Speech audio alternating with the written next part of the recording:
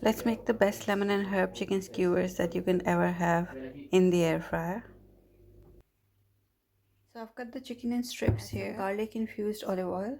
You can use normal oil. Salt, dry mint, red chili flakes, onion granules, garlic granules, mixed dried herbs, paprika, lemon juice, chopped red pepper. You can use green pepper as well. Coriander. You can use fresh one. I have some frozen, so I'm using that. A tablespoon of mayonnaise, soy sauce. Mix everything. Now I'm gonna let it marinate in the fridge.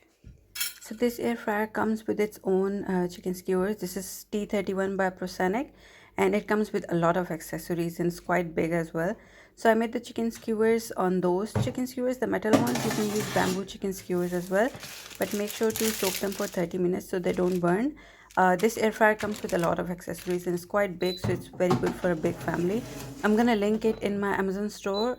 It is also on sale at the moment, so you can check it out. Then I made the glaze with some mayonnaise, lemon juice, dried parsley, mixed dried herbs, olive oil, and chili garlic sauce. Set this aside. Once the skewers are done from one side, flip them and then you have to air fry them on the other side.